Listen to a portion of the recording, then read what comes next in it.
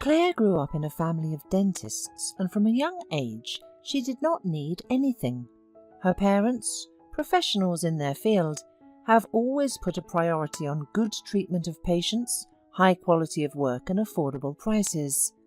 That is why they decided to open their own dental clinic.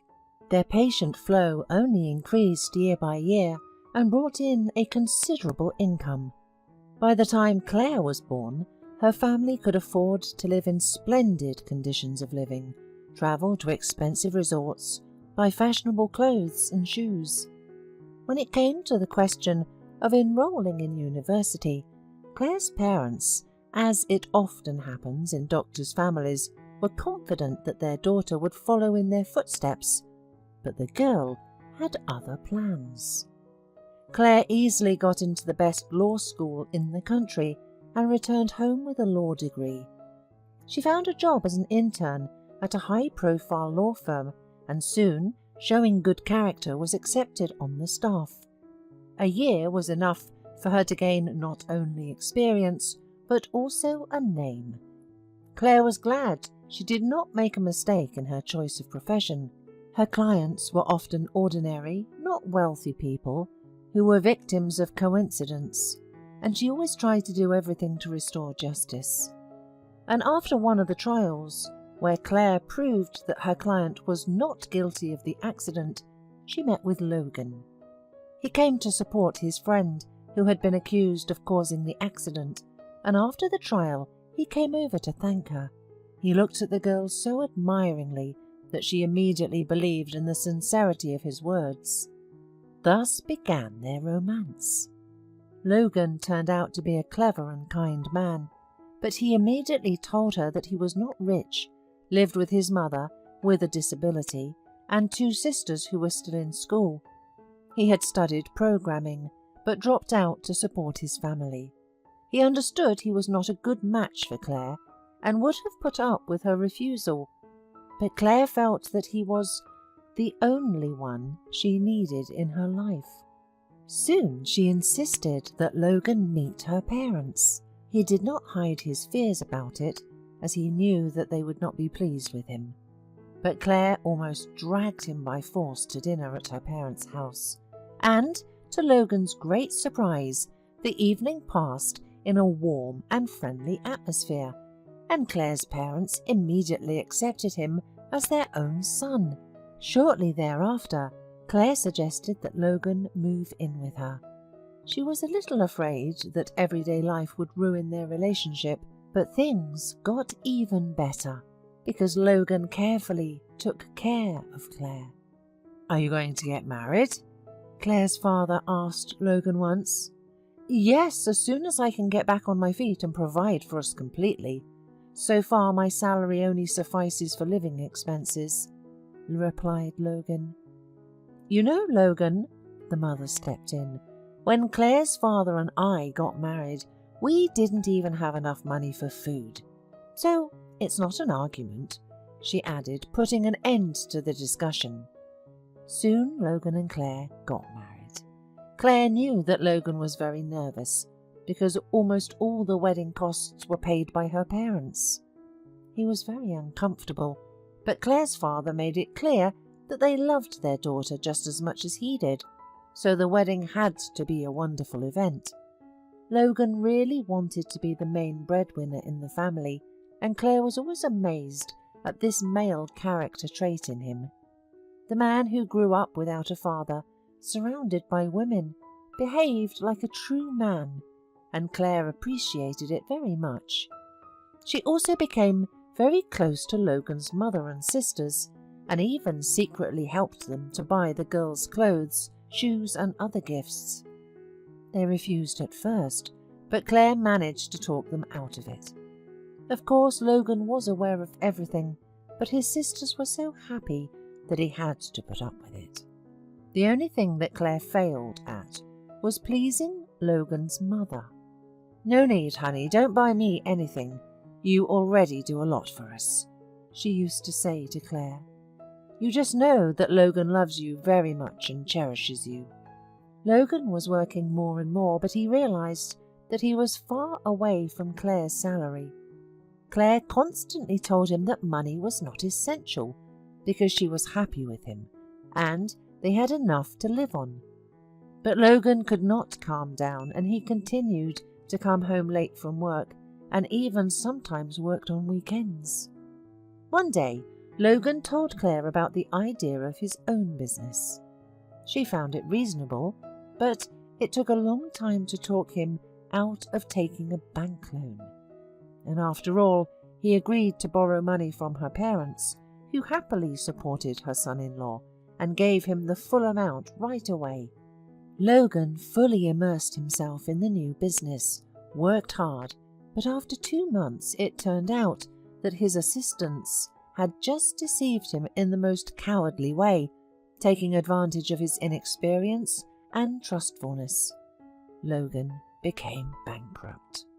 He had long been unable to recover from the failure, and then he returned to various part-time jobs.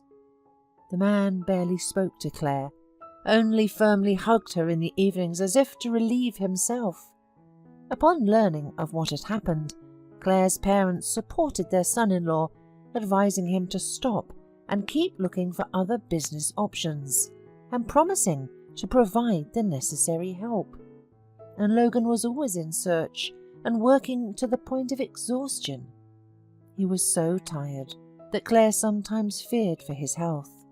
His search for a job, his guilt over Claire for not giving her the kind of life she deserved, was eating the man up. Now the couple rarely talked, even more rarely went out, neither to visit friends nor to the theatre or to the cinema. Claire did not even start talking about it. She tried to make sure that Logan at least got a good night's sleep and ate some food. The man was always pale, looked tired, and lost even more weight. Even Claire's parents had noticed this, and her mother advised him to have an examination, but Logan categorically refused. He assured her that everything was fine, and as soon as his new business was up and running, everything would be back to normal.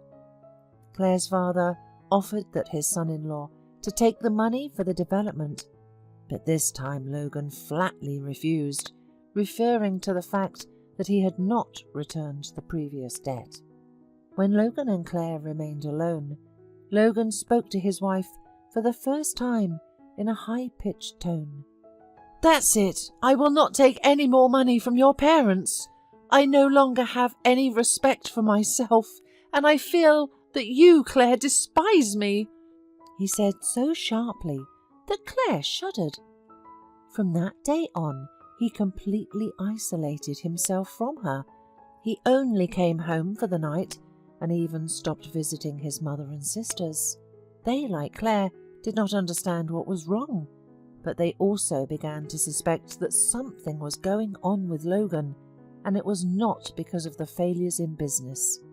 Claire could not allow the idea that her husband had another woman, because there was no more honest and decent man in the world.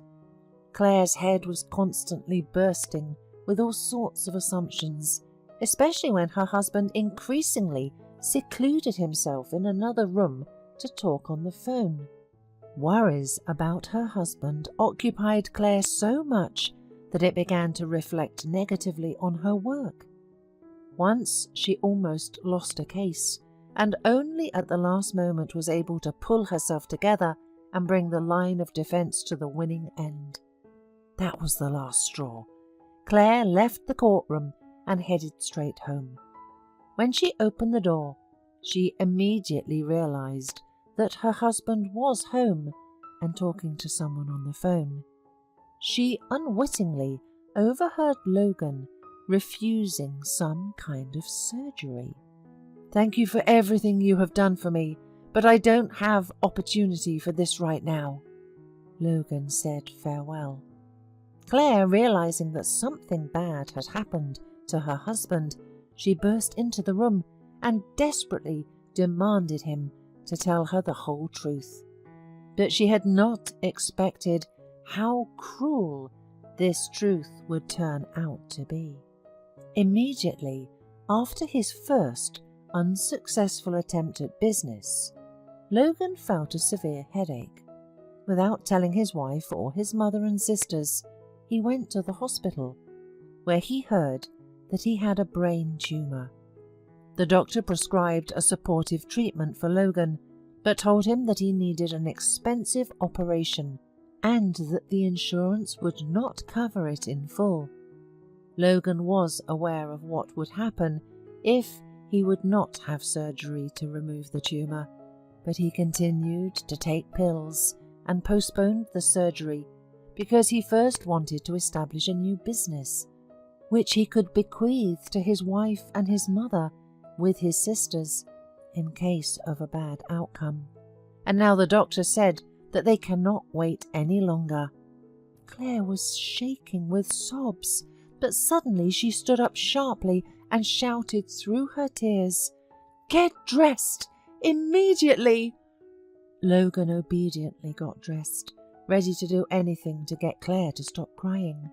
Not half an hour later, Logan was telling Claire's parents the whole story all over again.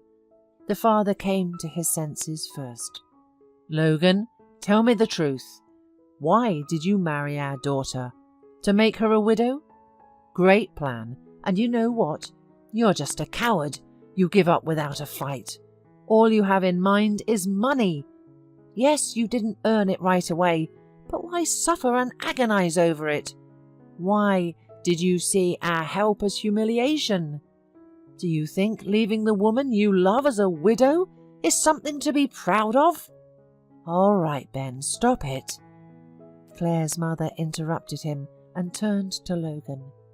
"We're going to the hospital right now, and no objections," she said menacingly. Seeing how determined her mother was, Claire was again convinced of how dear Logan was to them. But he kept quiet for a moment, and then said that it was late, and there was no need to go anywhere. "No!" Claire went over to her husband and hugged him tightly. "I have heard the doctor say it wasn't too late." "All right, let's go, quick!" the father sharply commanded. All the way, Claire hugged her husband and whispered to him how much she loved and believed in him. She tried to convince him that she was ready to support him in whatever he was doing, because she knew how important it was to him. But no amount of money would replace her beloved man if he would suddenly be gone. From then on, there was the most difficult 4 months for everyone. Surgery after surgery, a week in the intensive care unit, an unquenchable hope in the eyes of the whole family. And soon the day came when the doctor received the results of the tests and finally pleased his patient. "Well, Logan, let's say goodbye. It's your time to go home." Logan did not immediately grasp the meaning of the doctor's words, and when he heard Claire's happy exclamation, he felt tears of joy fill his eyes.